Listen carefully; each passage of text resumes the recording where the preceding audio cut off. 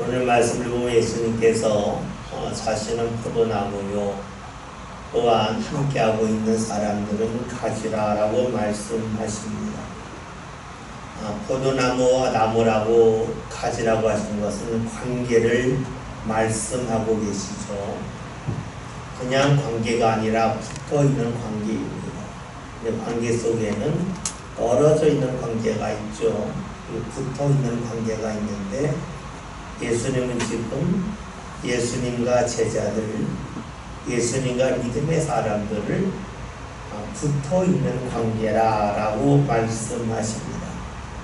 그러면서 그리할 때에 열매를 많이 맺는다라고 말씀합니다. 중요한 것은 많이 맺는다 하는 겁니다. 그러면 이 말 속에는 어떤 뜻이 있을까요?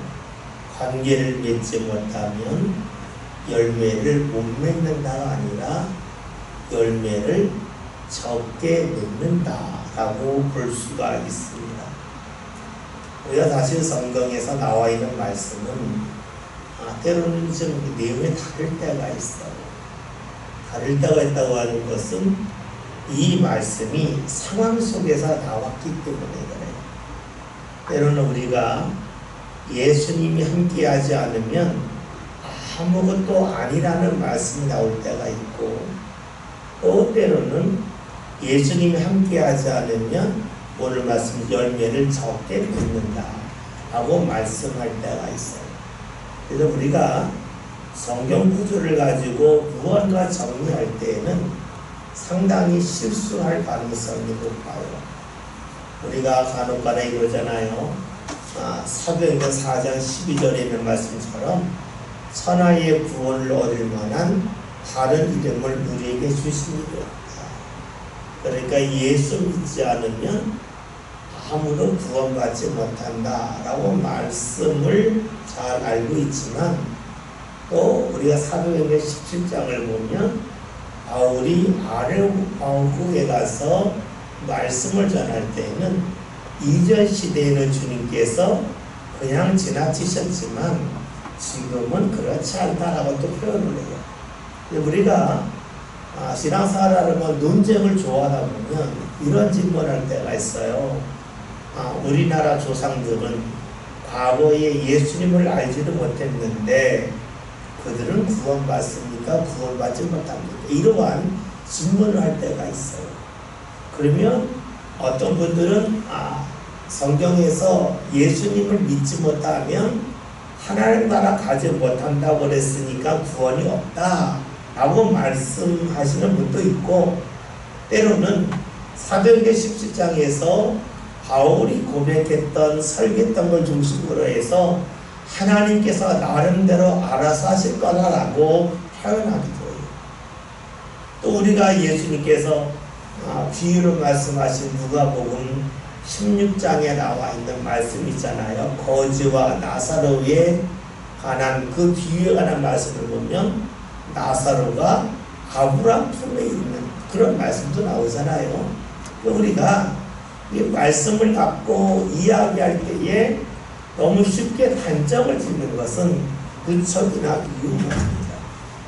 단지 말씀을 통해서 주님께서 우리에게 원하시는 것이 무엇인지 찾아가는 게 중요하지, 신앙생활하면서 이게 무엇인가 나와 별로 관계도 없는 것에 대해서 궁금증을 갖고 그걸 풀려고 하다 보면 바울이 고백했던 것처럼 너희는 쓸데없는 신화에 빠지는, 쓸데없는 이야기에 빠져서 신앙의 핵심을 놓치는 사람이 될 수 있다라고 하는 그 고백이 있는 것처럼 우리도 그럴 수가 있겠죠. 오늘 말씀에서 이거예요. 예수님과 함께하면 열매를 많이 맺는다. 함께하지 못하면 열매를 아주 적게 맺는다라고 볼 수가 있습니다. 이것은 다른 말로 하면 무엇이냐면, 주님이 함께 하시면 우리 삶 가운데 열매를 쉽게 맺지만 주님이 함께 하지 않으면 열매를 맺기가 참으로 어렵다 하는 것이래요. 이 열매를 맺는다고 하는 것은 뭐 과일나무의 열매를 맺는 것처럼 무언가 우리가 얻을 수 있는 것이 있다는 것이 아니라, 여러분 우리가 그렇잖아요. 나무에서 열매를 맺으면 그 열매를 나무가 갖는 게 아니죠. 나무를 심은 자가 따가잖아요. 우리가 열매를 맺는다고 하는 것은 하나님이 볼 때에 열매를 맺었다, 하나님 볼 때에 인정받을 만한 모습이라, 이렇게 보는 게 좋아요. 우리가 예수님과 관계를 맺을 때 열매를 많이 맺는다고 하는 것은 우리가 능력이 얼마나 있느냐가 중요하다는 것을 생각하지 말라는 거예요. 주님이 함께함을 통해서 열매를 맺는다고 하는 것은 우리의 능력에 관계없이 주님이 함께 하시면 하나님이 기뻐하는 모습의 열매를 맺는다라고 볼 수가 있습니다. 그래서 기독교는 철저하게 타락종교다. 남탈 있잖아요. 남의 힘을 통해서 살아가는 종교다. 그 다른 남이라고 하는 것이 예수님이 되겠죠. 보통 그 종교들은 차력종교라죠. 내가 연마하고 내가 수련해서 내가 무언가 되는 것을 말합니다. 사람이 열심히 무언가 그 훈련을 매진하는 가운데, 또 정진하는 가운데 어느 정도 수준에 올라갈 수도 있어요. 그래서 우리가 그 타종교에서는 이 수련에 대해서 상당히 말을 많이 합니다. 그런데 우리가 이 타락종교에 대해서 볼 때에 늘 좀 조심해야 될 거가 있어요. 그게 무엇이냐면, 그것이 모든 사람에게 가능한가 하는 거예요. 우리가 말하는 타락종교의 가장 대표적인 것이 불교죠. 불교에서는 부처가 되라, 부처가 되라. 부처라고 하는 말 자체는 깨달은 자란 뜻이에요. 그러니까 부처가 된다고 하는 것은 깨닫는 자가 되라 하는 것이. 그러면 부처가 돼서 깨달았다는 것이 무엇을 말하는 거냐면 본래의 모습을 보라는 거죠. 본래의 모습을 본다고 하는 것은 이 세상에서 변하지 않는 것은 하나도 없다는 거죠. 나무가 자라서 성장하자면 나중에 썩잖아요. 그러니까 변하잖아요. 우리 사람의 얼굴도 바뀌고 몸도 다 바뀌잖아요. 그러니까 다 변하니까 붙잡을 수 있는 것이 하나도 없다는 거가 이제 불교예요. 그래서 불교 하는 사람들이 무아, 내가 없다라고 하는 건데, 내가 없다고 하는 것은 다른 말로 하면 내 모습이 고정되어 있는 것이 하나도 없이 다 바뀐다는 거예요. 그러니까 무엇에 집착하면 안 된다 하는 것이 이제 불교의 핵심이 되겠죠.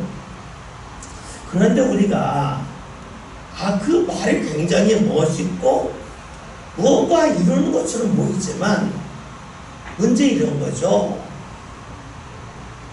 불교의 지도자들, 승려들이 과연 나랑 똑같이 사느냐는 데 문제가 있어요.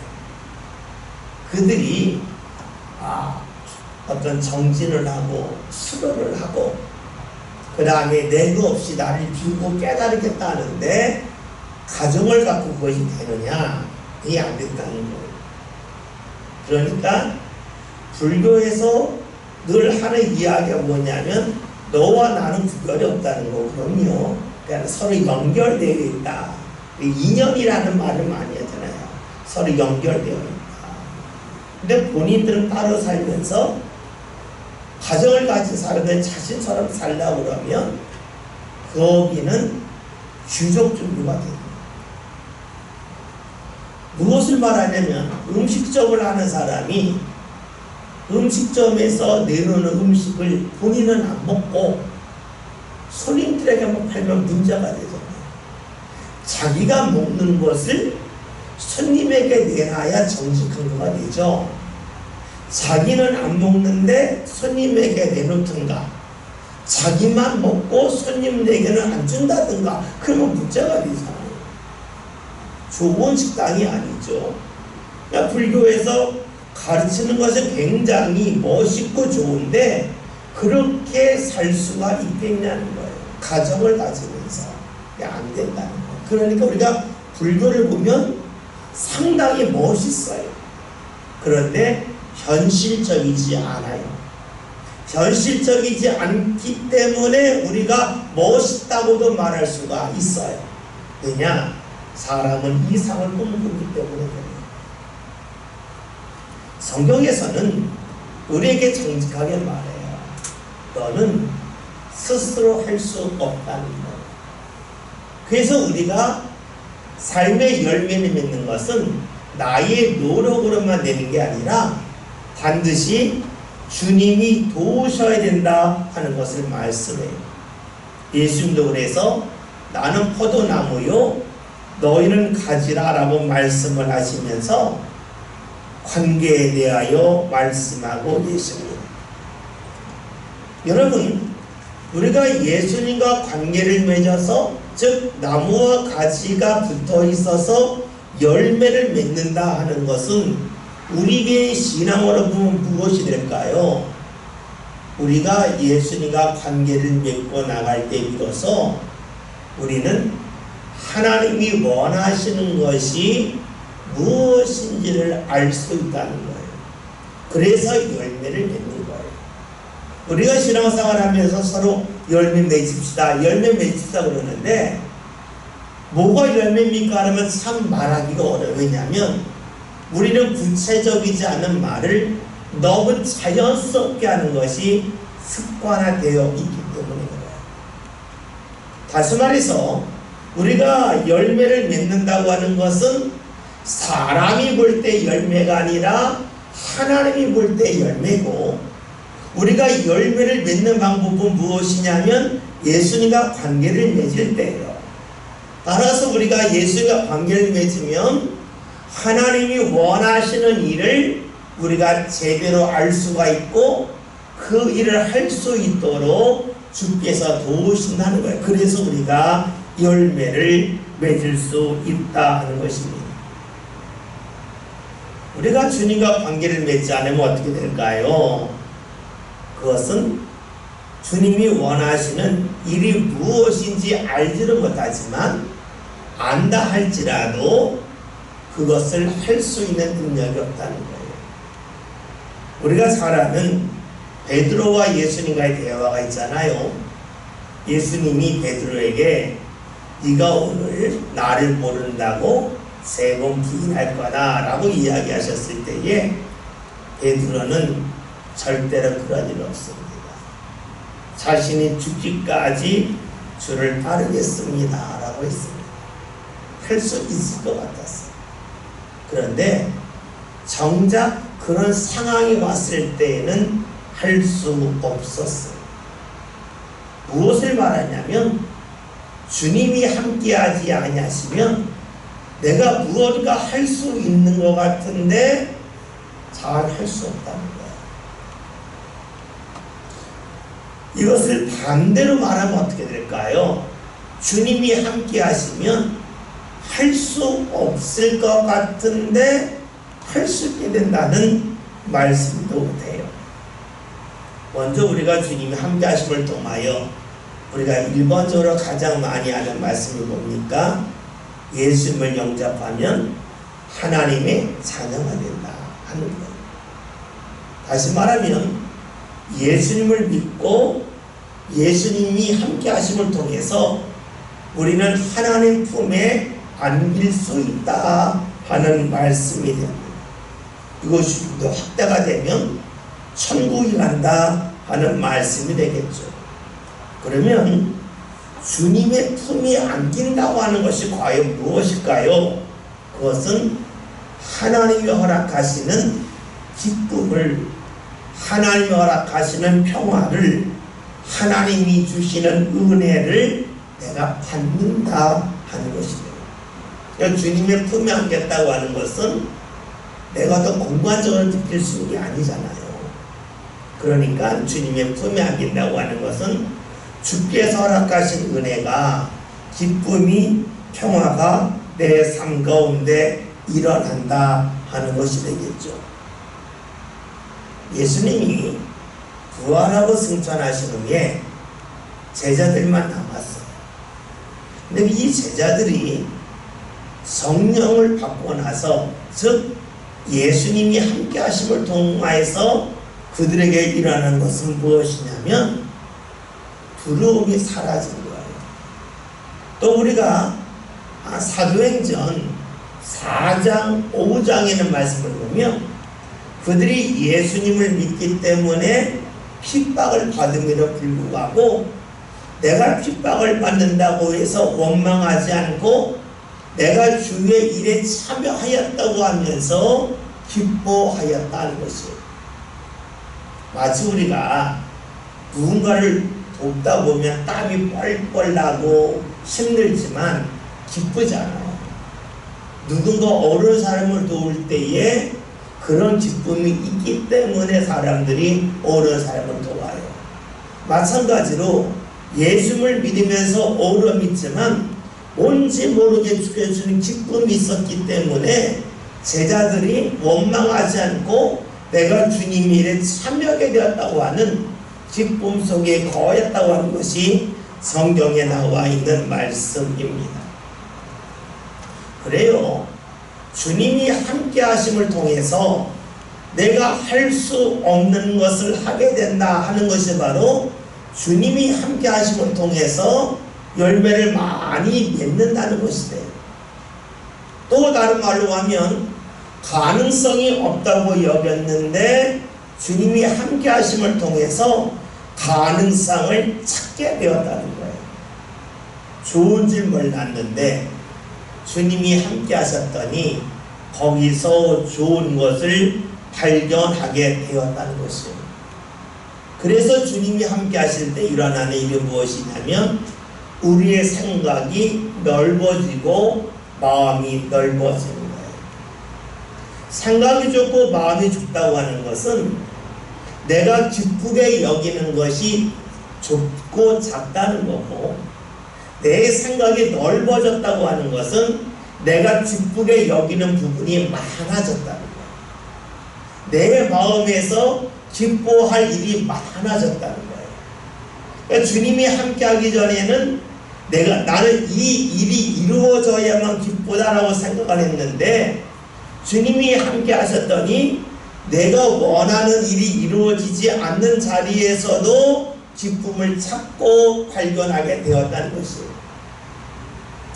지난주 우리 목회장에 제가 썼던 글이 있잖아요.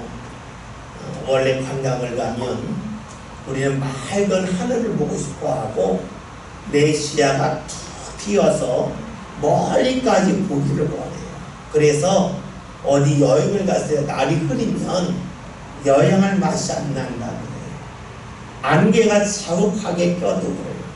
그런데 안개가 자욱하게 낀 날 제가 아픈 선명하고 뒤가 흐릿하면서 좀 꿈속에서 거리는 것과 같은 그런 몽환적인 그런 모습을 보면서 참 아름답다 하는 것을 깨달았어요. 우리의 삶이 그런 거예요. 내 삶이 맑은 날에만 좋을 거라고 여겼는데 날이 흐릿해도, 날이 어려워도, 날이 좋지 않아도 하나님이 주시는 기쁨을 볼 수 있는 것이 무엇입니까? 주님이 함께 하심을 통하여 얻는 거예요.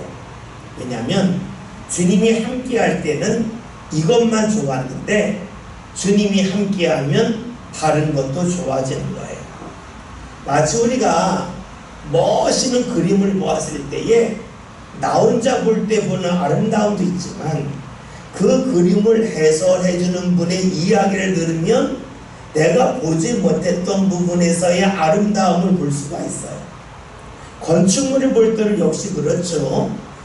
내가 볼 때 이것만 멋있는 줄 알았는데 건축하는 사람이 설명을 해주면 내가 보지 못했던 부분에서의 아름다움과 멋짐을 봐요. 그러니까 주님이 함께 하신다고 하는 것은 내 삶 가운데 내가 기대했던 기쁨만 기쁜 것이 아니라 내가 별로 중요하게 여기지 않았던 일이 다가옴에도 불구하고 그 속에서 기쁨을 보고 그 자리에서 중요함을 보는 거예요. 그러니까 주님이 함께 하시라는 일이 무엇이고 오늘 말씀에서 많은 열매를 맺는다는 거예요. 주님이 함께 하지 않을 때에는 이 정도밖에 열매가 없는 줄 알았는데 주님이 함께 하셨더니 더 많은 열매가 있음을 발견하게 됩니다. 열매가 없다고 여기는 자리에서도 열매가 있는 것이 주님이 함께 할 때에 일어나는 일이라 그랬어요. 우리가 이쯤 되면 바울이 고백했던 것, 항상 기뻐하라는 말씀을 우리가 이해할 수가 있어요. 어떻게 항상 기뻐해? 나는 이런 상황이 되어야지만 기뻐해 했는데 그게 아니라는 거예요.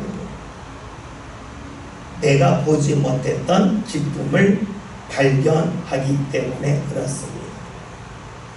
그렇다면 우리 여기서 알 수 있는 것이 있어요. 내가 생각하지 못했던 부분에서의 기쁨을 발견하는 것이 주님과 관계를 맺을 때라 하는 것을 알게 되면 내가 수고하는 것이 얼마나 보잘것없는지를 알 수가 있어요. 왜냐? 내가 수고한다 할지라도 주님이 함께하지 않으면 보지 못하는 기쁨이 있는데 주님이 함께하고 났더니 기쁨이 늘어났다 하는 것은 나 자신이 하는 것이 얼마나 작고 하찮은지를 발견할 수가 있습니다. 우리가 주님이 함께하심을 통해서 볼 수 있는 것이 하나가 있는데 그것이 무엇이냐면 하나님께서 향하시는 일에 대해서 우리가 당연한 것이 아니라고 하는 것을 알게 됩니다. 우리가 흔히 하는 말 중에 심은 대로 거둔다는 말이 있어요. 우리나라 말 중에 콩 심은 데 콩이 나고 팥 심은 데 팥이 난다는 말이 있어요. 그렇죠? 콩 심으면 콩이 나요. 팥 심으면 팥이 나요. 그런데 콩을 심었는데 콩이 많이 날 수도 있고 적게 날 수도 있어요. 우리는 결과를 이야기하는데 성경에서는 많이 심었지만 조금 거둘 수도 있고 적게 심었지만 많이 거둘 수도 있다는 거예요. 우리가 요즘에 좀 기상이변, 기상재해라고까지는 말하잖아요. 그를 통해서 아는 것이 이 농사가 이제 수고해서만 되지 않는다는 것을 알게 돼요. 다시 말하면 예전에 심었던 만큼 결실을 얻지 못해요. 이를 통하여 발견하는 것은 심은 대로 거두는 것이 얼마나 복임을 알아요. 심은 대로 거두는 것은 하나님께서 도왔기 때문에 가능한 거예요. 하나님이 돕지 아니하시면 심은 만큼 거둘 수가 없어요. 심었지만 거두지 못할 수도 있어요. 예수님이 함께 하심을 통해 일어나는 일이 무엇입니까? 그것은 우리가 심은 것을 거둘 수 있도록 하나님께서 은혜 베푸시고 이끌어 주신다는 겁니다. 주님과 관계를 맺지 못하면 어떻게 될까요? 심은 것이지만 제대로 거둘 수 없다 하는 것입니다. 즉 헛수고로 끝난다 하는 겁니다. 제가 이제 신앙생활을 하면서 한 10년 전, 5년 전과 지금은 느껴지게 상당히 많이 달라요. 그 이유 하나가 무엇이냐면 제 주위에 있는 사람들을 보니까 그걸 알게 되는 거예요. 5년 전, 10년 전에 신앙에서 떠났지만 정말로 즐겁고 재밌게 사는 친구들이 상당히 많았어요. 그런데 요즘에 그 친구들에 관한 뒷이야기, 속이야기를 듣기 시작하는데 너무나 많은 것이 무너져 있는 거예요.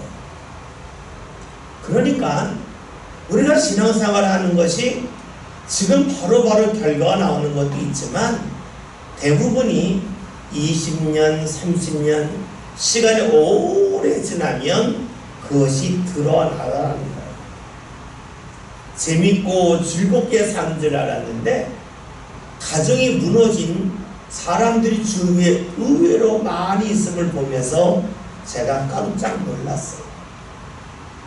당연히 우리는 가정생활할 때에 부부가 함께하고 부부가 함께 이야기하고 함께 여기저기 다니는 것이 그냥 너무 자연스럽게 느껴지잖아요. 그런데 그렇지 않은 이들이 너무 많이 있음을 보면서 깜짝 놀랐습니다. 당연한 줄 알았는데 그것이 당연한 것이 아니라고 하는 것을 알게 되었어요. 여러분, 우리가 무언가 심은 것을 거두는 것을 당연하다고 여기는데 그렇지 않더라는 거예요. 농사와 달리 우리의 삶 가운데 심어놓았던 수많은 일들이 때로는 결실 맺지 못할 때가 너무 많아요. 왜 그럴까요? 오늘 성경에 있는 말씀대로 한다면 주님이 우리와 함께 하지 않는다면 열매를 많이 맺을 수 없다 하는 것입니다. 겉으로 볼 때에는 화려하게 사는 것 같고 무언가 많은 경험이 있는 것 같고 또 많은 것을 소유한 것 같은데 가장 중요한 것이 무너져 있는 사람들이 너무 많이 있습니다. 우리가 신앙생활하면서 부부가 함께 예배하고 함께 자리하는 것이 너무 평범해 보이지만 이것이 평범하지 않다는 것입니다. 주님이 지키지 아니하시면 그러한 열매를 맺을 수 없기 때문이지요. 오늘 6절에는 말씀 함께 보겠습니다. 말씀 봅니다. 사람의 대안을 다하지 아니하며 가지처럼 밖에 버려져 마르나니 사람들이 그것을 모아다가 불에 던져 사느니라. 아멘. 예수님 안에 거하지 않으면 나무에서 떨어진 가지처럼 다 말라버린다 하는 것입니다. 주님 안에 거하지 않는다 그럴 때에는 시리 말하시면 다르겠죠. 주님과 관계를 맺었다가 멀어지는데 멀어진 지 얼마 안 된 사람이 있고 멀어진 지 오래된 사람도 있겠죠.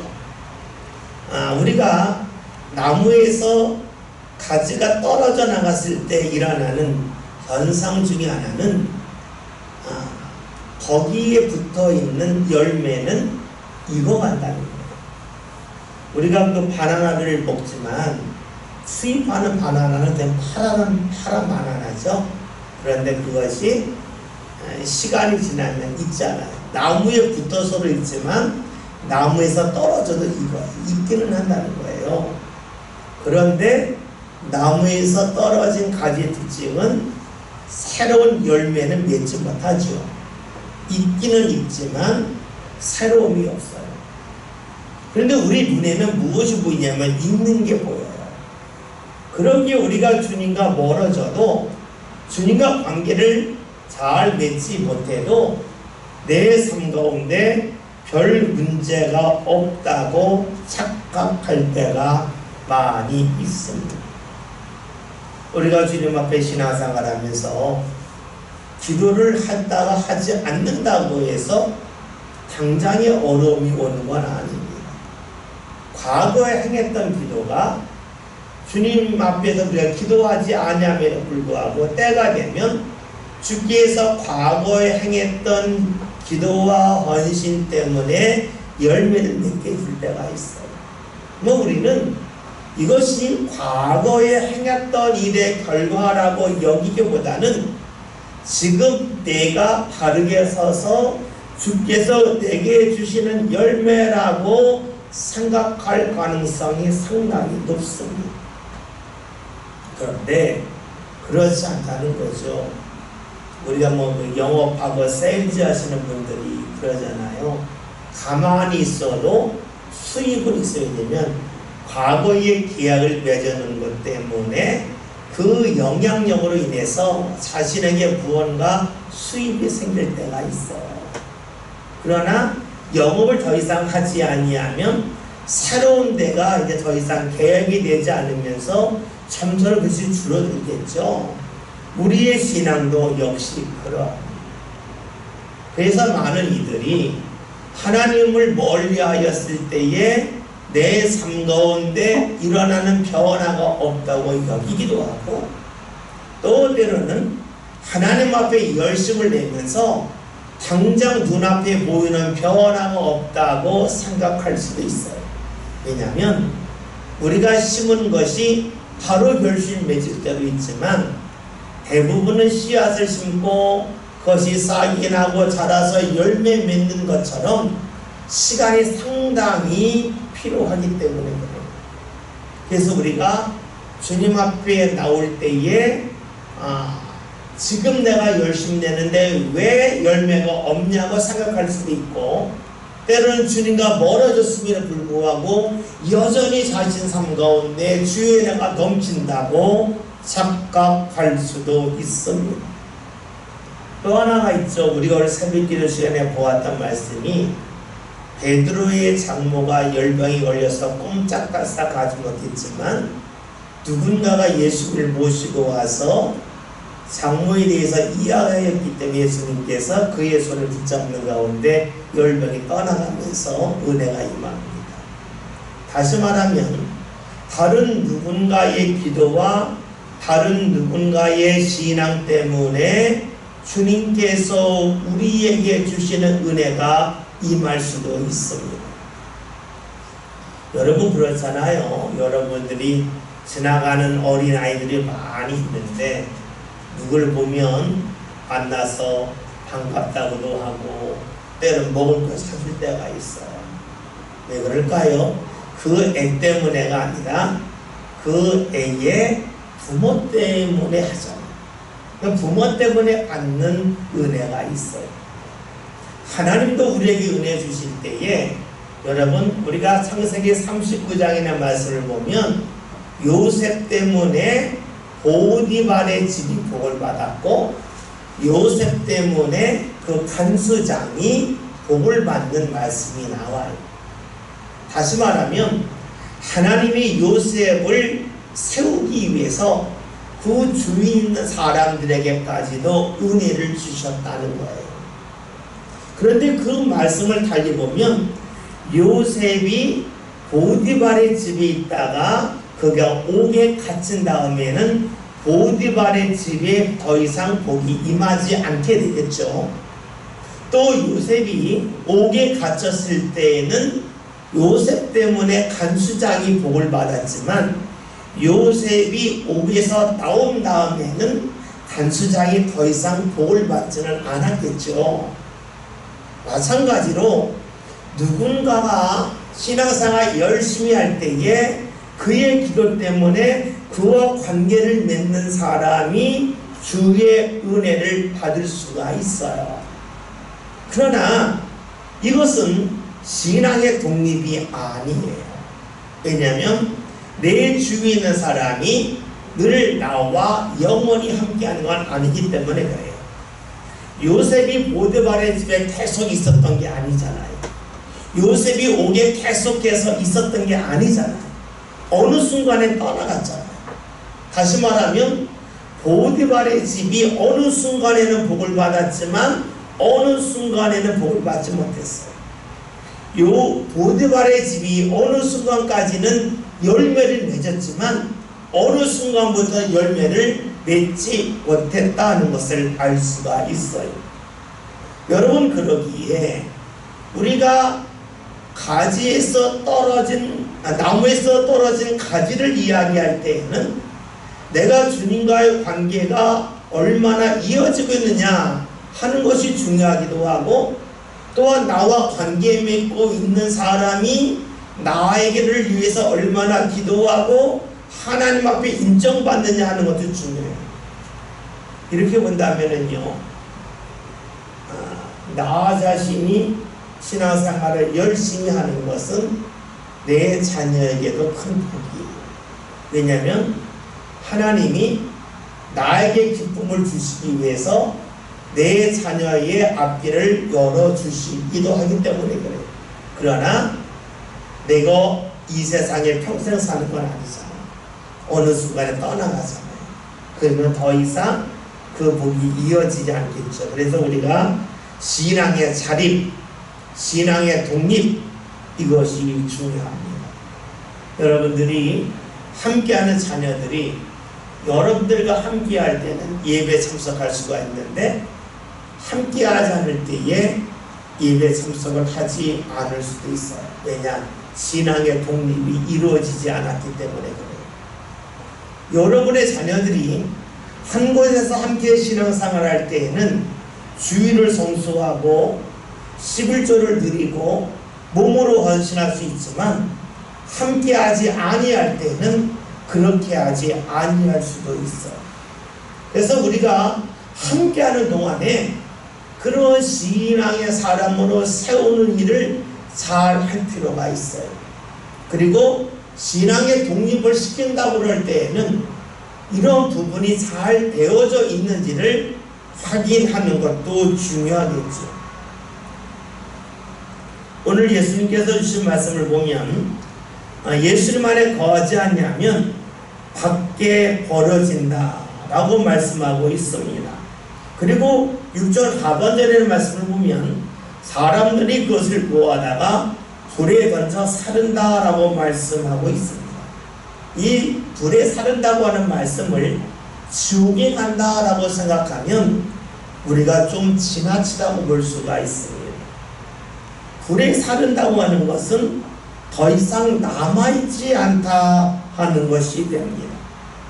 주님과 관계를 맺지 않게 되면 우리의 수고한 것이 더 이상 남지 않는다는 것이 되겠죠.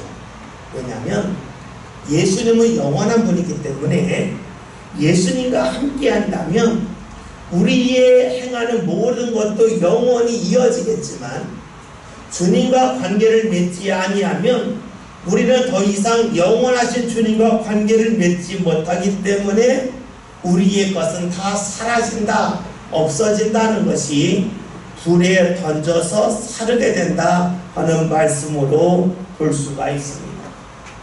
주님이 함께하지 않으면 우리의 것은 언제인지는 몰라도 결국에는 다 사라지고 만다 하는 말씀이 되겠죠. 이런 말씀을 예수님이 우리 삶 가운데 어떻게 하면 이루고 갈지에 관하여 7절을 통하여 말씀하고 계시는데 7절에는 말씀을 다 같이 봅니다. 내가 내 안에 거하고 내 말이 너희 안에 거하면 무엇이든지 원하는 대로 구하라 그리하면 이루리라. 아멘. 사실 우리 이 말씀이 어려워요. 예수님이 내 안에 거하고 내가 예수님 안에 거한다. 도대체 이 말이 무슨 말인가 하는 거예요. 이것을 내가 어떻게 확인할 수 있겠는가 하는 거예요. 근데 우리가 우리의 삶을 돌아보면 이 말씀을 이렇게 이해할 수가 있어요. 우리는 무언가 볼 때에 내 안에 있는 것을 봐요. 내 안에 있는 것을 향하여 우리의 눈이 가게 되어져 있어요. 우리의 몸도 그렇죠. 여러분 어디 가서 많은 책들이 꼽혀져 있는 데를 볼 때가 있는데요. 그 수많은 책 중에서 무엇이 뭐냐면 제가 읽은 책이 먼저 거예요. 제가 소개하고 있는 책이 먼저 거예요. 여러분들 만약 옷으로 말한다면 옷가게 갔는데 어떤 옷이 보이냐면 여러분이 가지고 있는 옷이 먼저 보여요. 이것은 누구나 다 경험하는 일이에요. 왜 그럴까요? 사람은 익숙한 것부터 보기 때문이에요. 내가 잘 아는 것부터 보기 때문에 그래요. 우리가 이러한 각도에서 이 말씀을 본다면 예수님이 내 안에 있다고 하는 것은 무엇일까요? 그것은 예수님이 내 안에 계신 것이 익숙하기 때문에 나도 모르게 주의 일을 향하여 먼저 눈이 간다고 볼 수가 있어요. 주님이 내 안에 계신지 어떻게 알아요? 엑스에 찍어서 아는 게 아니잖아요. 근데 우리가 내 안에 있는 것이 무엇이냐면 내게 익숙한 거예요. 내게 익숙한 것에 내 눈이 가요. 마찬가지로 주님이 내 안에 계시다고 하는 것은 내가 살아가면서 주의 일이 먼저 눈에 가는 게 돼요. 그래서 우리가 주일이 되면 먼저 예비할 것이 생각이 나는 거예요. 그것이 주님이 내 안에 있을 때. 제가 자주 말씀드리는 것 중에 우리가 헌금을 할 때에 세도로 하는 게 중요하다. 왜? 주님의 세도를 받기 때문이 아니라 우리가 늘 세돈이 있는 게 아니잖아요. 근데 살아가면서 주님을 생각하면 세돈이 생겼을 때에 이거 먼저 헌금을 빼놓는단 말이에요. 이거는 주님에 대한 생각이 있을 때에 빼놓을 수가 있지, 주님에 대한 생각이 자리 잡고 있지 않으면 그것이 어려워요. 그러니까 우리가 주님이 내 안에 있다고 하는 것을 성으로 설명하기 어려워요. 그러나 사람은 마음에 무언가 있다고 하는 것은 그것이 익숙하다는 것이고, 익숙하다면 먼저 눈이 가고 그 일을 먼저 생각하고 행한다는 거예요. 우리가 주일날 예배가 있는데 내가 선약이 있어서 예배 못 온다 한다면 그건 뭐예요? 주님이 내 안에 자리 잡은 건 아니에요. 먼저 간다고요. 사람은 익숙한 것이 먼저 가요, 마음이 있는 것이 먼저 간다고 볼 수가 있습니다.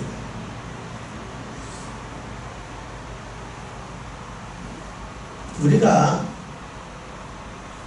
내 안에 무엇이 확고히 자리 잡았다고 하는 걸 어떻게 알까? 이것도 물을 필요가 있어요. 그러면 이렇게 보면 쉬울 것 같아요. 우리가 예전이란 말이 있잖아요. 화가 나면 깡통 찬다는 말이 있어요. 돌 찬다는 말이 있어요. 화가 나면 무언가 화풀이를 해야 되는데, 화풀이 할 때 길거리에 돌이거나 깡통 찬다, 예전에 그런 말이 있었어요. 그런데 화가 날 때에 금을 찬다는 말은 없어요. 화가 날 때는 깡통을 차고 돌을 찰까요? 화가 나도 이건 차도 된다는 것을 알아요. 근데 화가 났을 때에 금을 차진 않아요. 화가 나도 금을 금으로 여겨요. 또 아무리 화가 나도 내가 이것은 정말로 중요한 거에 하는 것을 알아요. 이게 사람이에요. 그러니까 우리가 화가 날 때에 뭘 집어던지는 것은 좋은 건 아닌데, 집어던진다고 할 때에 쓸데없는 것을 집어던지긴 해도 오래된 도자기를 집어던지거나 금을 집어던지진 않아요. 다시 말하면 마음에 있다고 하는 것은 감정을 뛰어넘는다. 마음에 자리 잡으면 감정이 크게 흔들리지 않아요. 화가 난다고 해서 돈을 던지진 않잖아요. 화가 나도 돈이 중요한 줄 알아요. 그러면 내가 화가 나서 주일 예배 안 온다, 이건 뭐예요? 자리 잡지 않았다는 거예요. 다시 말하면 마음에 있다고 하는 것은 감정이 있지만 그 감정을 뛰어넘는 거예요. 그것이 마음에 자리 잡은 거라고 볼 수가 있어요. 주님이 내 안에 자리 잡았다고 하는 것은 내가 기분 나쁜 일이 있어도 예배할 수가 있고, 내가 힘든 일을 겪어도 내가 주님 앞에 나올 수 있는 거예요. 힘든 일이 있다고 해서 돈을 집어던지진 않잖아요. 그럼 오늘 말씀을 보면 너희가 내 안에 거하고 내 말이 너희 안에 거하기, 즉 내 감정을 넘어설 정도로 주님이 내 안에 자리 잡고 있으면 무엇이든지 원하는 대로 구하라는 말씀입니다. 사실 저는 예전에 이 말씀을 때 너무나 어려웠어요. 원하는 대로 구해? 그러면 다 이루어져? 그러면 내가 하늘에서 별이 떨어지길 구하면 별이 떨어져야 되겠네, 이렇게 되잖아요. 그런데 그 앞에 전제가 있죠. 주님이 내 안에 있다는 거예요. 주님이 내 안에 있다고 하는 것은 주님이 원하시는 것이 내 마음에 자리 잡았다는 거예요. 주님이 내 안에 자리 잡는 가운데 내가 하는 말은 주님이 원하시는 말이 되겠죠. 그러니까 그 기도가 주님 앞에 상달되고 응답된다는 것이에요.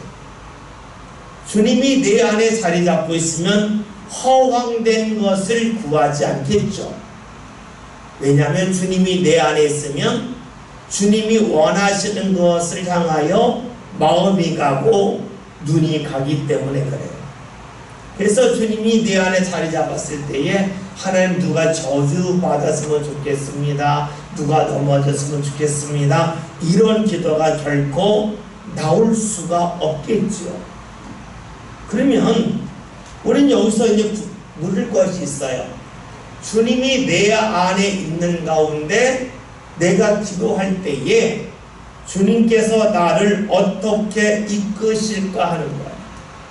주님이 내 안에 계시면 내가 원하는 것이 아니라 주님이 원하는 것을 기도하도록 이끄시겠죠. 그러나 주님과 나 사이에는 아무래도 차이가 있어요. 차이가 있기 때문에 우리가 기도하는 건데 그 차이가 점점 좁혀지겠죠. 그래서 우리가 기도할 때 필요한 것이 무엇이냐면 주님이 내 안에 계실 수 있도록 내가 주님을 가까이 할 뿐만이 아니라 우리의 기도의 시간이 늘어나는 것이 중요해요. 우리가 사람과 이야기하다 보면 저 사람이 내 이야기를 듣는지 듣지 않는지를 어느 순간부터 알아요. 그리고 다른 사람이 내 이야기를 듣지 않고 반응하지 않으면 말하는 게 힘들어져요. 그러면 우리가 기도할 때도 그대로 적용할 수가 있겠죠. 내가 기도를 하는데 주님께서 내 기도를 들으시면 내가 기도할 때에 힘이 적게 들겠죠. 그것은 뭐예요? 내가 주님이 원하시는 대로 기도에 나감을 할 수가 있어요. 그리고 내가 기도하는데 너무너무 힘들다고 하는 것은 기도가 잘 되지 않는다는 것이고 주님이 내 기도에 그다지 반응하지 않는다는 것이 되겠죠. 그러면 주님이 안에 계시면서 우리가 기도할 때에 우리의 삶 가운데 주님이 무엇을 원하시는지를 점차로 알아가게 될 겁니다. 그래서 우리가 기도할 때에 중요한 것이 꾸준히 기도하는 것이고 기도의 시간을 늘려가는 것이 중요함을 알 수가 있어요. 그러면 어떻게 될까요? 원하는 것을 구할 수가 있고 이루어 주신다는 거예요. 그런데 우리가 누군가하고 이야기하다 보면 내가 맨 처음에 의도했던 것을 이야기할 때도 있지만 때로는 내가 의도하지 않은 이야기를 할 때가 있어요. 이 사람하고 이야기하면 안 통할 줄 알았는데 의외로 통할 때가 있어요. 그러면 그 이야기가 계속 되겠죠. 주님 앞에 우리가 기도할 때에 내가 원하는 기도를 맨 처음에 하지만 그것이 주의 뜻 가운데 맞지 않으면 그 기도가 힘들어지니까 다른 기도를 할 수밖에 없겠죠. 근데 그 다른 기도가 잘 된다고 하는 것은 내가 생각하지도 않았던 것을 주님께서 내게 주시고자 한다고 하는 것을 알 수가 있어요. 그래서 우리가 기도한다고 하는 것은 내 삶 가운데 주의 인도함을 받는 그러한 가장 좋은 방법이요 수단이라고 볼 수가 있어요. 기도하는 가운데 나 자신이 바뀐다고 하는 것은 내 기도를 주께서 들으시면 기도가 쉬워지는 것이고 주님이 내 기도를 듣지 아니하시면 내 기도가 힘들어지니까 기도가 바뀌어질 수밖에 없겠죠.